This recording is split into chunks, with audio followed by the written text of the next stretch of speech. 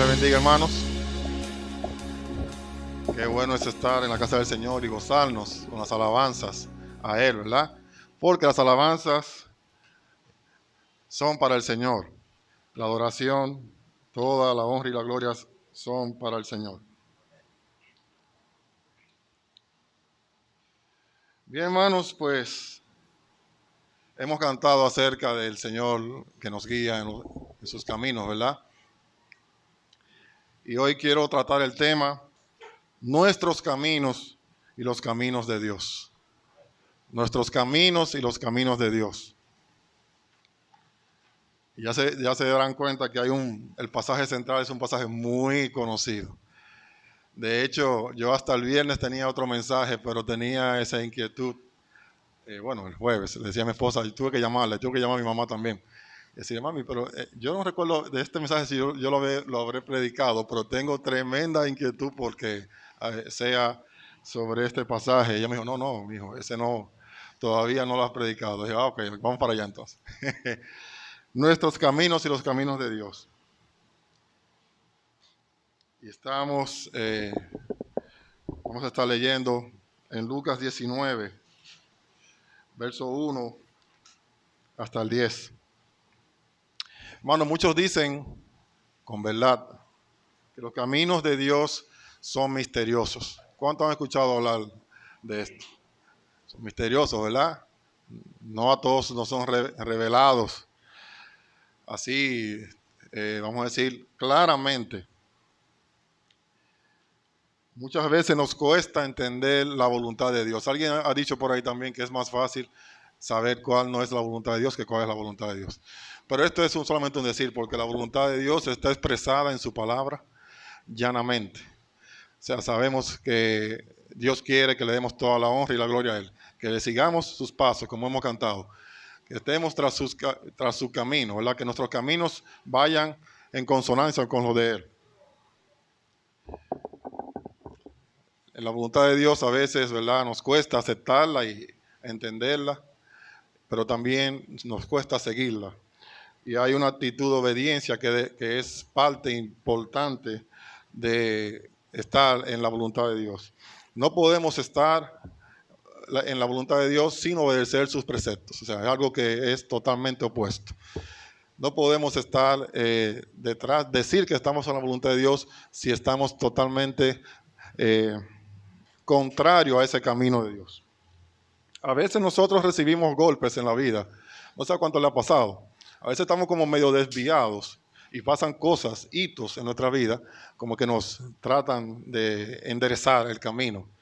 Y a veces puede ser hasta un choque, un accidente de tránsito. Pasa. Y más si es un lunes en la mañana. El primer día de la semana, 8 de la mañana, nosotros lo chocaron. Eso le pasó a un compañero recientemente. Y ya usted sabe, eso le echó a perder la semana, como dice él. Pero pasa. Y a veces nos preguntamos por qué. Una enfermedad que, óyeme, nos lleva a postrarnos al Señor. Nos lleva a buscar más de Dios. Y es lamentable que sea así, ¿verdad? Que solamente en esos casos. Me robaron el celular y más si es el nuevo iPhone 14 que cuesta. Yo no puedo pensar tener un celular que cuesta casi 100,000 pesos en los bolsillos. O sea, para mí eso es espero no llegar a tenerlo, ¿verdad? Que no cambie de opinión, pero usted se imagina que se le roben un celular. Le cambia la vida a una persona que tenga un celular de esos y un malhechor se los robe. Un problema familiar, no estamos exentos los cristianos, los creyentes, de problemas dentro de la familia. Pueden pasar, ¿verdad? Y pasan. ¿A quiénes no les pasa?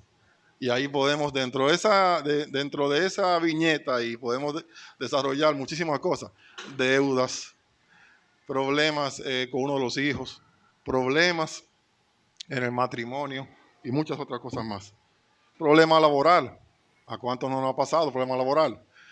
Mire, hermano, a veces me pasa y yo digo, gracias al Señor, y pienso en mis 4 hijos y mi esposa, tenemos que seguir trabajando, ¿verdad? Tenemos que seguir luchando.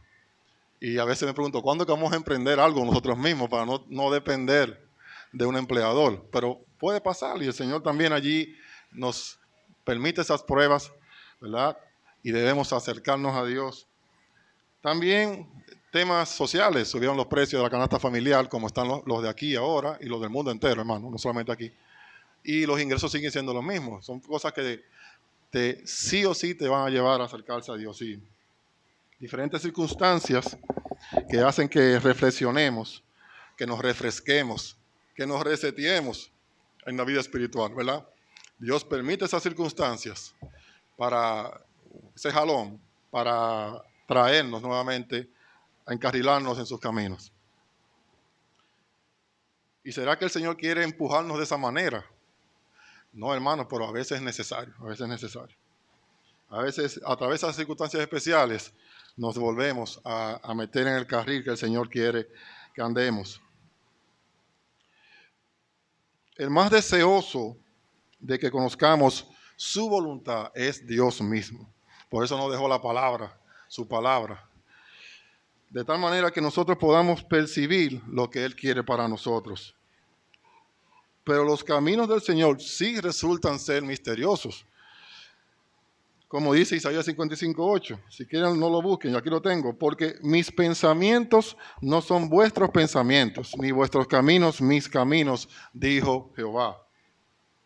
Como son más altos los cielos que la tierra, así son mis caminos, más altos que vuestros caminos, y mis pensamientos más que vuestros pensamientos. Sin embargo, tenemos las Escrituras y dentro de ellas los evangelios que nos demuestran que el Señor hace entrecruzar sus caminos con los nuestros. Y es lo que vamos a ver en esta historia que vamos a leer, una historia muy conocida, como le decía. El mismo Señor Jesucristo, como leíamos en el devocional, se autodefinió como el camino, allá en Juan 14. Porque en medio de nuestras crisis, en medio de nuestra desesperanza, el Señor se presenta y nos muestra sus caminos de salvación y esperanza. Si vamos por un camino, el Señor va a hacer que nos encontremos con Él. Justamente la historia que veremos trata de eso, de dos caminos que se encuentran, el del Señor y el de Zaqueo. ¿Y cuántas veces hemos escuchado hablar de Zaqueo, verdad? Este año creo que también se ha predicado una vez, o por lo menos, sobre Zaqueo. Y es que, hermano, yo tenía este mensaje desde hace como un año atrás, y recuerdo que el hermano Salvador predicó justamente un domingo antes o dos sobre Zaqueo. Y dije, bueno, está bien, pero por lo menos ahí está el Señor hablándonos por medio de este pasaje. Pero antes, veamos un poquito el contexto antes de leer nuestro pasaje clave, de Lucas, el capítulo 18, el Señor, ahí hay dos preguntas, una que le hace el que hace el Señor y otras a sus discípulos y otra que hacen los discípulos al Señor. Ustedes recordarán o habrán podido leer en el capítulo 18 de Lucas dos historias, una parábola que el Señor cuenta la parábola de la viuda y el juez injusto, un juez que no era moral, un juez injusto. La viuda estaba buscando justicia y cada día iba y perseveraba, y el juez, para sacársela encima, le hizo justicia, ¿verdad? Entonces, el carácter de Dios es completamente distinto al de ese juez. El Señor nos ama y está listo para respondernos y hacer justicia en nuestras vidas. Si su pueblo clamara a Él de día y de noche, dice Jesús en el capítulo 18, Dios se tardará en responderle. O sea, no es un Dios igual que ese juez, ¿verdad? Se pregunta el Señor entonces, y Jesús termina esa frase con una pregunta, pero cuando venga el Hijo del Hombre, ¿hallará fe en la tierra? Y esta es la primera pregunta del contexto que estamos leyendo. Si el Señor está dispuesto a venir a nuestro auxilio, si está dispuesto a venir a nuestra ayuda, a socorrernos, entonces será un problema de fe que tenemos, ¿verdad? No tenemos esa fe que tenía la viuda de aquella parábola. Y la otra historia es la historia también muy conocida del joven rico. Un joven, un hombre que tenía todo, empresas, tenía una buena reputación en la sociedad, y le faltaba un detallito, y él quería saber cuál es ese detallito que le faltaba, y le pregunta al Señor. Y el Señor le dice, pues entonces, vende todo, dalo a los pobres, ven y sígueme. Y él se fue triste. Y ahí viene toda la historia que conocemos de que relata que es más fácil que entre un camello por el ojo de una aguja a que entre un rico al reino de los cielos. Esto en el versículo 26, entonces los discípulos preguntan, eso es el capítulo 18, versículo 26, y es la segunda pregunta de este contexto, ¿quién podrá salvarse entonces? Entonces, en el marco de estas preguntas que nos adentramos a esta historia tan sencilla, hermanos, pero tan profunda a la vez de Zaqueo. Y dice así, vamos a leer Lucas 19, 1 hasta el 10. Si quieren pueden estar en pies y así vamos a tener más reverencia a la palabra del Señor. Lucas 19:1 dice, habiendo entrado Jesús en Jericó, iba pasando por la ciudad, y sucedió que un varón llamado Zaqueo, que era jefe de los publicanos y rico, procuraba ver quién era Jesús, pero no podía a causa de la multitud, pues era pequeño de estatura, y corriendo delante, subió a un árbol sicómoro para verle, porque había de pasar por allí. Cuando Jesús llegó a aquel lugar, mirando hacia arriba, le vio y le dijo, Zaqueo, date prisa, desciende, porque hoy es necesario que pose yo en tu casa. Entonces, él descendió a prisa y le recibió gozoso. Al ver esto, todos murmuraban, diciendo que había entrado a posar con un hombre pecador. Entonces Zaqueo, puesto en pie, dijo al Señor, he aquí, Señor, la mitad de mis bienes doy a los pobres, y si en algo he defraudado a alguno, se lo devuelvo cuadruplicado. Jesús le dijo, hoy ha venido la salvación a esta casa, por cuanto él también es hijo de Abraham, porque el Hijo del Hombre vino a buscar y a salvar lo que se había perdido. Señor, te damos gracias por tu palabra. Leerla, oh Dios, para nosotros ya es suficiente porque nos enseñas a través de ella, pero queremos, Señor, aprender algunas verdades por medio de ella en este día. Úsanos, Padre, para poder llevar tu palabra como quieres. Bendícenos, oh Dios, que salgamos edificados de este lugar, en el nombre de Jesús. Amén. Pueden sentarse, hermanos. Qué bella historia, como decía, tan sencilla, pero tan profunda. Pero sin embargo, hermanos, quiero que no nos enfoquemos en este mensaje en el personaje de Zaqueo como tal, que ya hemos leído y aprendido tanto desde chiquititos. Vamos a enfocarnos más a la luz de los caminos, de la voluntad del Señor, porque vamos a encontrarnos aquí con una historia donde se colisionan los caminos de Dios con los caminos del hombre. Y en primer lugar, hay algunas cosas que no hacen que encontremos el camino del Señor. En primer lugar, los caminos del Señor son invisibles a los seres humanos y no forman parte de su diario vivir. A veces quisiéramos que la sociedad pudiera responder a las demandas espirituales y que los caminos del Señor fueran visibles en medio de la realidad que estamos viviendo, y no es verdad. Justo entrando a Jericó, y eso también está en el capítulo 18, el Señor sana a un ciego famoso, Bartimeo. Aconteció, dice el versículo 35 del capítulo 18, aconteció que acercándose Jesús a Jericó, un ciego estaba sentado junto al camino mendigando. Y al oír a la multitud que pasaba, preguntó qué era aquello. Y le dijeron, ¿qué pasaba Jesús Nazareno? Entonces dio voces diciendo, Jesús, hijo de David, ten misericordia de mí. Y los que iban delante le reprendían para que callase, pero él clamaba mucho más, Hijo de David, ten misericordia de mí. Jesús entonces, deteniéndose, mandó traerle a su presencia. Cuando llegó le preguntó, diciendo, ¿qué quieres que te haga. Y dijo, Señor, que reciba la vista. Jesús le dijo, recíbela, tu fe te ha salvado. Y luego vio y le seguía, glorificando a Dios, y todo el pueblo, cuando vio aquello, dio alabanza a Dios. Ya la ciudad comenzaba a encenderse en bullicio, pero fue algo pasajero. Fíjense que el versículo 1 del capítulo 19 dice, habiendo entrado Jesús en Jericó, ya había entrado, había pasado ese, vamos a decir, ese bullicio, esa algarabía que se creó allí con este primer milagro que hizo en la ciudad. Así que a veces uno de los obstáculos que nos hacen que los caminos de Dios sean invisibles para nosotros es el mismo alboroto, el mismo alrededor nuestro que nos cubre con muchas cosas. Jericó tiene una particularidad histórica. Es la ciudad que ha sido habitada por más tiempo en toda la historia del mundo. Aquí tengo unos datos sobre la ciudad, vamos a leerlo.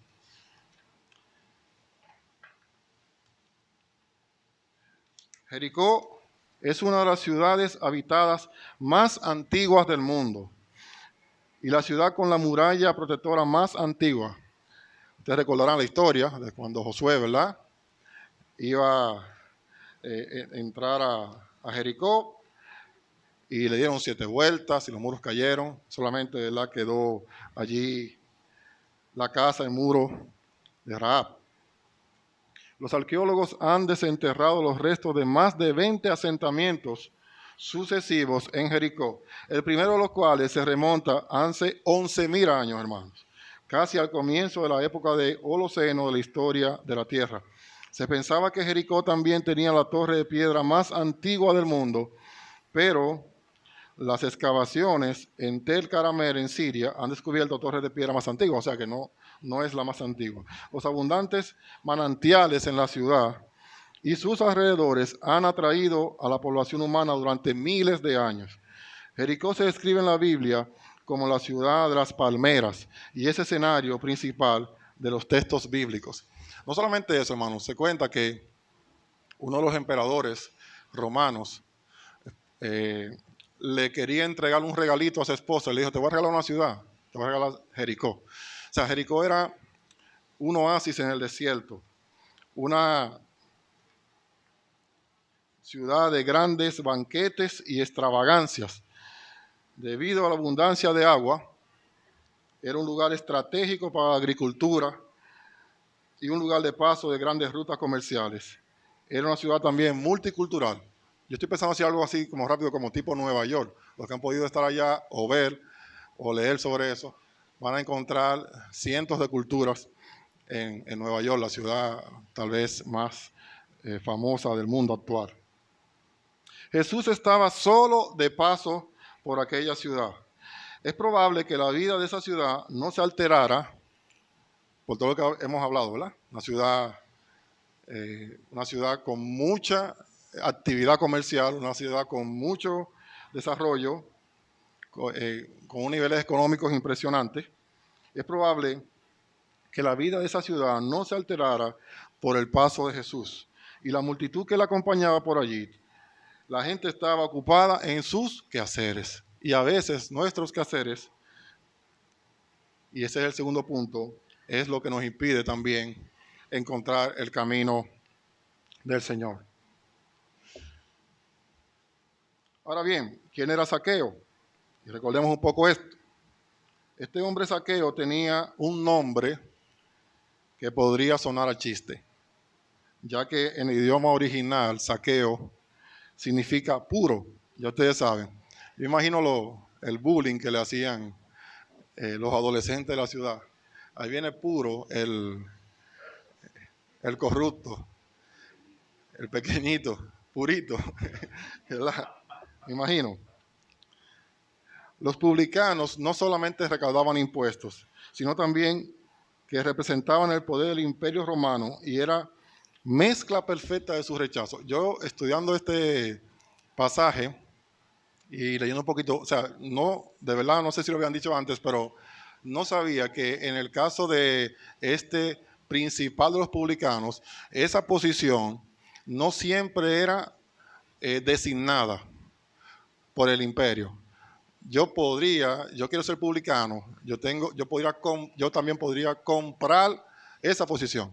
¿Entienden esa parte? O sea, yo con dinero, yo me acercaba al imperio y decía, mira, yo quiero comprar una licencia, exactamente, gracias, una curul en el Congreso, así mismo. Yo puedo comprar eso.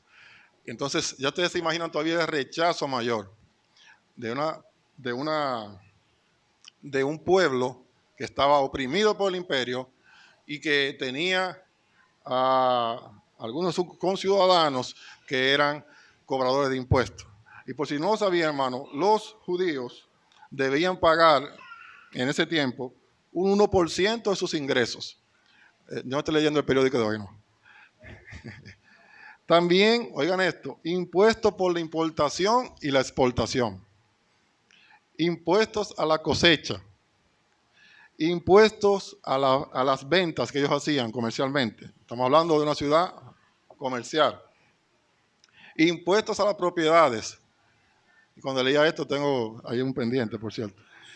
Y muchos otros impuestos de emergencia que se fueron inventando por ahí, porque, hermanos, para los impuestos, desde antes y ahora, los estados son siempre muy creativos. Había mucho de avaricia y opresión en esta posición de ser publicano, de ser cobrador de impuestos. Entonces, hermano, con toda esta nebulosa, ¿verdad?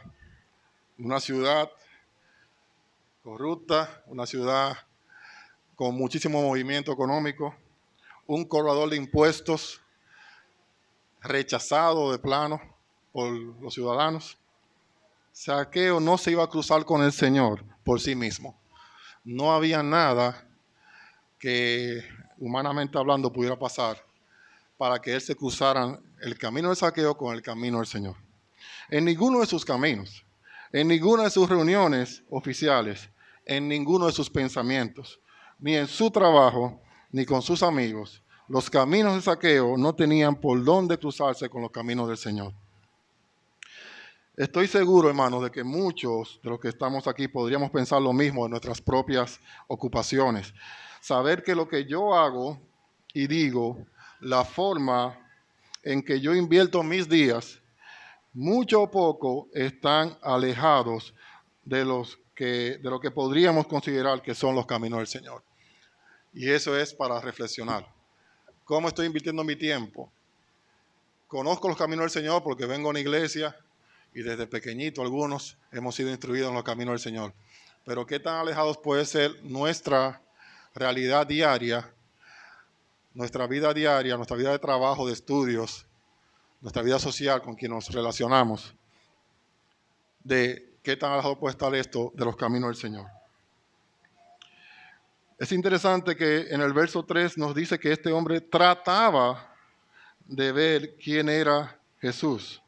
Dice, procuraba ver quién era Jesús, pero no podía a causa de la multitud, pues era pequeño de estatura. Era un hombre grande en la sociedad, ¿verdad? Lamentablemente rechazado, pero grande, pero tenía huesos pequeños. Era pequeñito.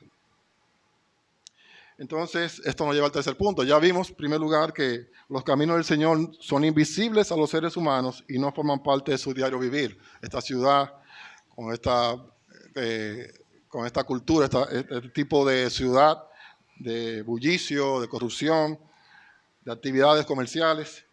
Y en el segundo punto vimos que en muchos casos los quehaceres humanos se oponen a los caminos del Señor. Entonces, en tercer lugar, tenemos algo más, y nada más son 3 puntos, hermanos. Ustedes saben, en muchos casos, los caminos del Señor no serán conocidos a través de nuestra simple curiosidad humana, que es superficial y pasajera. Muchos de los que se acercan a la iglesia lo hacen producto de su curiosidad.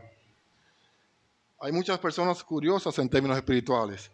Quieren enterarse de algo espiritual, quieren confirmar algunas suposiciones o especulaciones que tienen. Entonces, muchos están buscando satisfacer su curiosidad. Van a una campaña de milagros y sanidad, de esas que son muy promocionadas. También van a aquellas iglesias que dicen que ven y siembra y luego vas a ver cuánto cosechas.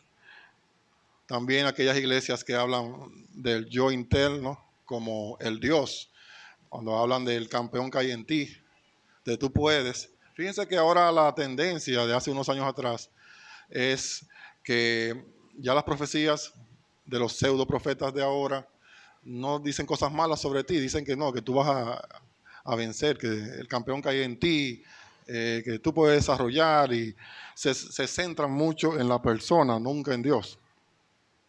La curiosidad, hermano, no nos permite distinguir en verdad los caminos del Señor, porque los caminos del Señor son más altos que los nuestros, como leíamos en Isaías, y sus pensamientos son más altos que los nuestros. La curiosidad humana es extremadamente superficial. Fíjense que lo que dice el versículo 3 es que Zaqueo quería ver quién era Jesús. Me voy a subir a un árbol y lo voy a ver pasar. Fíjense, remontemos a esa escena y imaginémoslo, ¿verdad?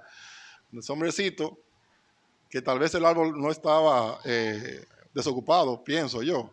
Puede ser que estaba ocupado, pero él tenía cierta autoridad y bájese de ahí, venga, voy a subir yo. Yo quería ver a Jesús, él quería verlo, él no quería encontrarse con Jesús, él quería verlo solamente. Había una curiosidad que él quería llenar.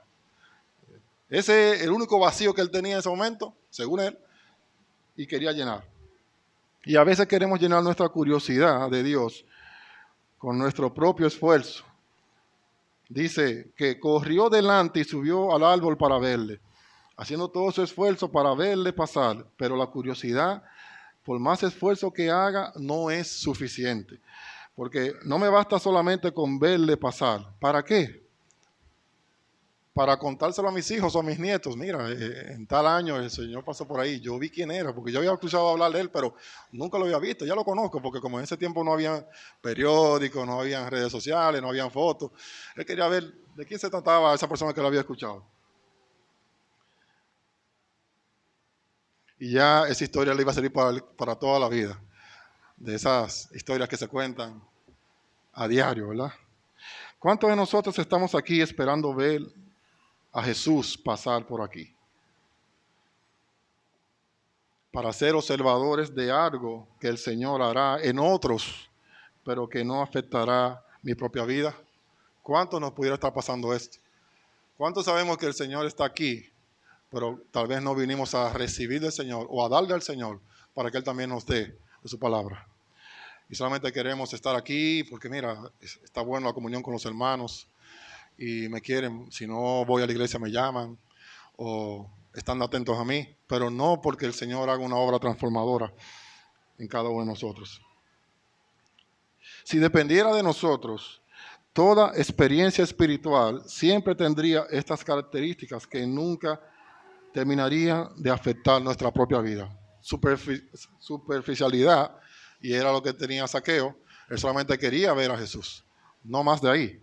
Suposición, esfuerzo propio, lo temporal.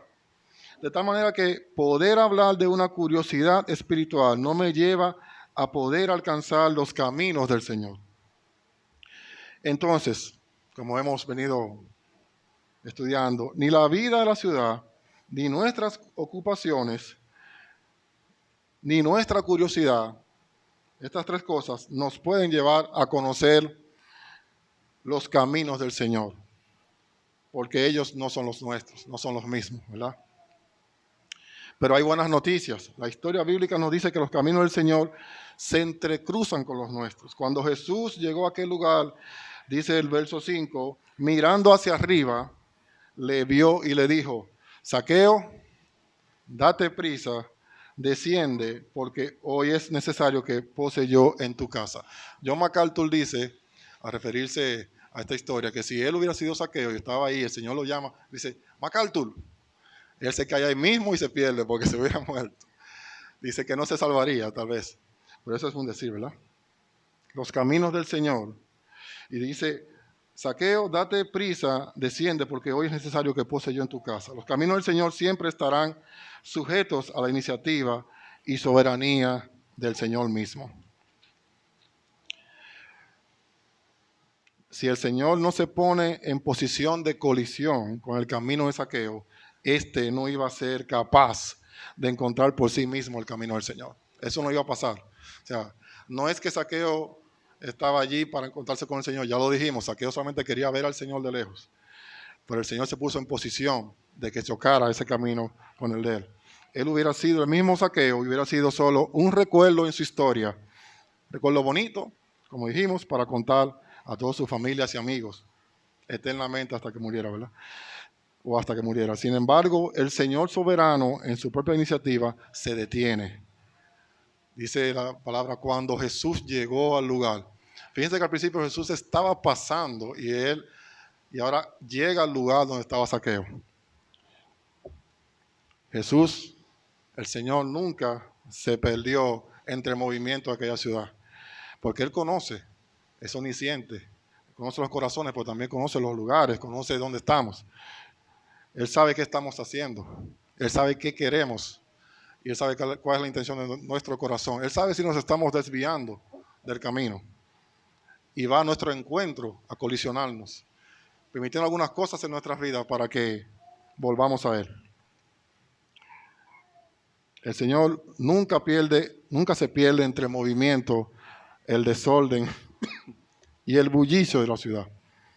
Cuando Jesús llegó a aquel lugar, mirando hacia arriba, porque el Señor llegará siempre a tiempo a nuestras propias vidas. Esto es lo que nosotros creemos con respecto a Dios. No intento convencer al Señor porque Él no puede ser convencido por nadie. Él hace lo que le place. Y siempre lo demostró. Cuando a veces los discípulos querían ir por un lado, Él trazaba las pautas. Este es el camino que debemos seguir. Pero lo más importante es que tenemos un Dios de amor que nos busca. El Señor es ese buen pastor que cantábamos. Si la oveja se desvió y se va a perder, el Señor va, deja las 99, como dice la parábola, y va por esa que salió. Y la trae al camino, la trae nuevamente al redil, al corral de las ovejas. El Señor nunca dejará que nos perdamos en medio de la multitud, sino que es capaz de reconocernos por nuestros nombres propios y no por lo que hagamos o hayamos dejado de hacer. Cuando un predicador se para en este lugar, es posible que no conozca todos los nombres de los que estamos aquí, ¿verdad? Pero el Señor sí lo conoce y sabe cuál es su necesidad y sabe cuál es su crisis, sabe cuál es su problema.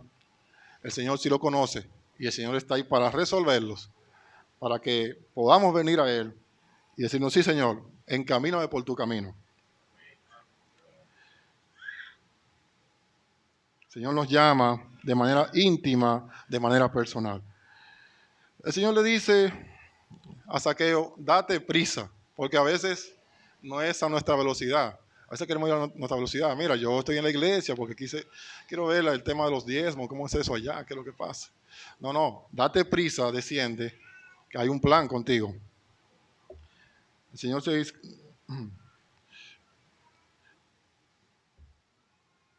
no podemos caminar con Cristo a nuestra propia velocidad. Señor, disculpa, pero ese no es un tema que yo quería tratar ahora. Es que baje ahora mismo. ¿No? Vamos para tu casa. Vamos para tu casa. Cuando Dios irrumpe en la vida de alguien, es para transformarlo, para crear, para hacer algo positivo en la vida de él. No importa cuál sea la situación. Lo hemos visto desde la antigüedad en la palabra de Dios. Cuando Adán hizo lo que hizo, que pecó, no solamente Eva, Adán pecó, el Señor fue tras él y lo buscó, ¿verdad? Cuando José fue vendido por sus hermanos, el Señor lo rescató de la cárcel y lo bendijo sobremanera. Cuando Moisés estaba perdido y abandonado en el desierto, el Señor lo halló y lo sacó de allí. El Señor cada vez que va y nos encuentra, algo positivo pasa. El Señor nos choca, pero algo positivo pasa. Cuando David era olvidado por su padre, el Señor se lo hizo recordar a Samuel. ¿Recuerdan allá? Bueno, pero no tengo más hijos. No, sí, hay uno que está por allá. ¿No tiene más? Sí. Hay uno que está por allá cuidando las ovejas. Tráeme a ese. Cuando Jonás estaba dentro del pez, Dios estaba ahí haciendo que volviera en razón y escuchando su oración. Allí estaba Jonás, que el hombre iba para un sitio que el Señor lo mandó y tuvieron que cargarlo, tirarlo al mar y ahí vino un pez muy grande y dice la canción, ya ustedes saben, y se lo tragó. Y ahí estaba Jonás orando dentro del pez. El Señor escuchó su oración y también tuvo misericordia de él. Cuando Pedro estaba trabajando en su bote con sus redes, lo menos que él pensaba es que Dios lo iba a chocar y lo iba a transformar en pescador de hombres. Y ahí tenemos a un Pedro, discípulo del Señor y uno de los primeros predicadores de la iglesia primitiva. Cuando Pablo iba a Damasco a matar más cristianos, el Señor lo chocó, lo detuvo y le dijo, ahora tú eres mío. Ese es el Dios de la Biblia, hermanos. No es el Dios de la curiosidad, no es el Dios de nuestros deseos, es el Dios que cumple su voluntad. Dice el versículo 5 del capítulo 19, cuando Jesús llegó a aquel lugar, mirando hacia arriba, le vio y le dijo, Zaqueo, date prisa, desciende, porque hoy es necesario que pose yo en tu casa. Mientras nos centramos en algo superficial, Dios se centra en la intimidad. Fíjense el contraste. Yo quería ver a Jesús, dice Zaqueo. No, pues yo quiero pasar a tu casa, ir a tu casa, conocer allí tu familia, intimar con ustedes, comer con ustedes. Y fíjense, hermano, que muchos escritores, estudiosos, dicen que los versículos que pasan después, sobre todo en el 8, a partir del 8, ocurre en un amanecer. O sea, muchos dicen que Jesús pudo haber estado pernoctado en la casa de Zaqueo. Eso es, como digo, algunos estudiosos, son teorías, ¿verdad? ¿Cómo responde Zaqueo? Y es como debemos responder nosotros. Entonces, él descendió a prisa y le recibió gozoso. Cuando el Señor nos trae a sus caminos, debemos responder a prisa y con gozo, porque Él nos lleva por el mejor de los caminos. Los caminos del Señor siempre estarán sujetos a su iniciativa y su soberanía. O sea, no va a depender de nosotros, depende del Señor. Pero nosotros podemos estar en sus caminos y sobre todo los que conocemos estos caminos, no debemos desviarnos. Hay otra cosa. Muchas veces los caminos del Señor traen alboroto a nuestro alrededor. En el versículo 7 leemos que todos murmuraban. O sea, no dice que había algunos y que los fariseos, dice todos murmuraban, diciendo que había entrado Jesús a posar con un hombre pecador. Todos, no un grupito, todos en la ciudad estaban murmurando. A veces se nos pone fácil porque son 2 o 3 que están chismeando de nosotros, pero cuando están todos, ¿verdad? Pero aún así el Señor tenía un plan, ¿verdad? Ahí tenía un plan y Zaqueo no iba a ser igual después de esa posada del Señor con él. Nosotros debemos saber que los caminos del Señor nunca gozarán de la aprobación pública. Eso es así, hermano. O sea, los caminos del Señor están completamente opuestos a los caminos del mundo. Eso debemos tenerlo muy claro y yo sé que ustedes lo tienen claro. Todos murmuraban. La reputación de Jesús estaba en juego, pero el Señor no tenía miedo de eso más. Ni le importaba lo que dijeran, le importaba la vida de un hombre pecador que iba a ser transformado por su poder. Cuando el Señor viene a nuestras vidas, viene dispuesto a cambiar nuestra reputación, a cambiar lo que somos.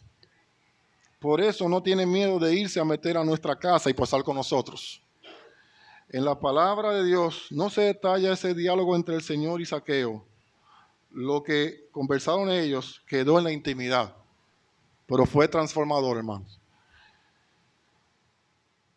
Si sabemos que los caminos del Señor, al cruzarse con nuestras vidas, con nuestros caminos, producirán un efecto transformador y único en nuestras vidas. Esta intimidad del corazón queda restringida entre Zaqueo y el Señor. El Señor no quería publicar nada de lo que él habló con Zaqueo allí. Pero Zaqueo se encargó de evidenciar que lo que el Señor allí habló con él era para cambiar completamente su vida, un giro de 180 grados. Voy hacia la izquierda y me voy por la derecha ahora. Entonces Zaqueo, puesto en pie, dijo, versículo 8, he aquí, Señor, la mitad de mis bienes doy a los pobres, y si en algo he defraudado a alguno, se lo devuelvo cuadruplicado. Hermanos, esto no es simple, o sea, era una ley desde el Antiguo Testamento que usted tenía que, si iba a dar una limosna, no podía dar más de una quinta parte, un 20% del valor, ¿verdad? Del valor de su salario o algo así. Pero también si usted había hecho mal, tenía que devolver 4 veces, resarcir 4 veces. Era como una indemnización, ¿verdad? Como conocemos hoy. Hay 2 tipos de transformación. Una transformación declarativa, que es aquella que anuncia algo que ha sucedido en su vida. Si el Señor me cambió, yo lo digo desde aquí. Ahora está también la transformación reconstructiva, que es la que yo demuestro con mis hechos.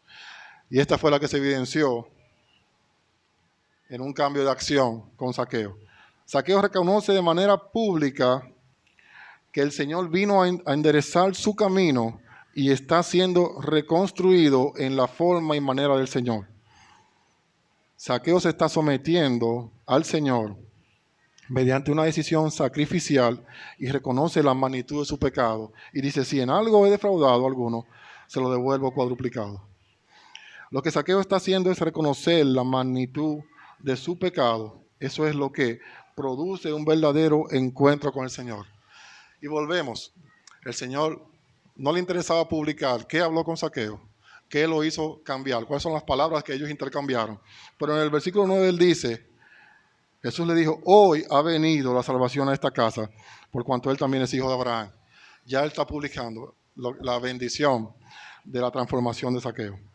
Zaqueo era hasta ese momento un caso perdido, pero Jesús lo salvó y lo restituyó.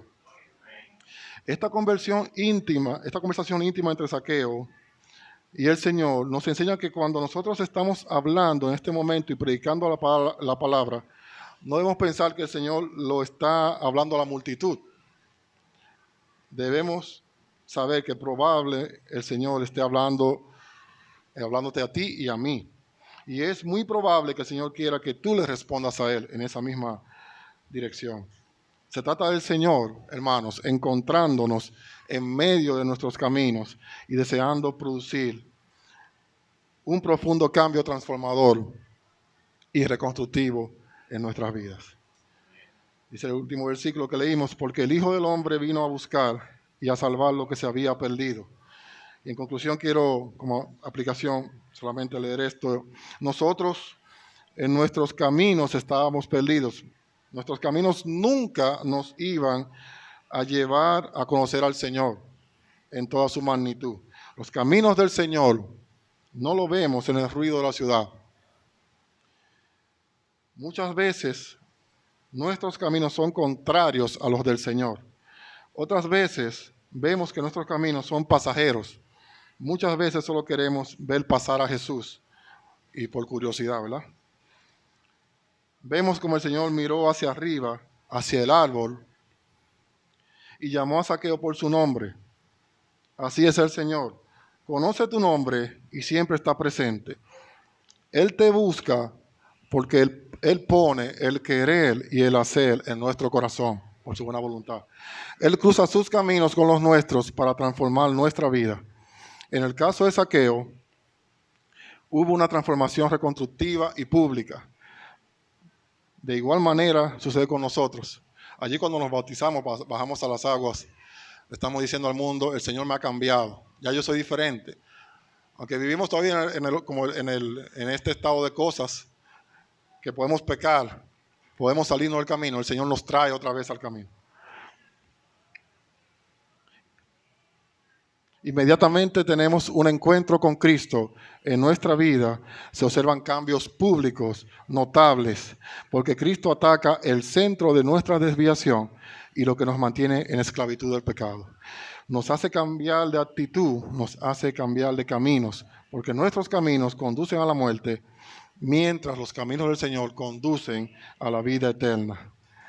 El acercamiento con Cristo, hermanos, nos trae transformación en nuestra vida y salvación de nuestra alma. Que el Señor, hermanos, nos muestre sus caminos y su voluntad y que podamos caminar con Él. Dios le bendiga, hermanos.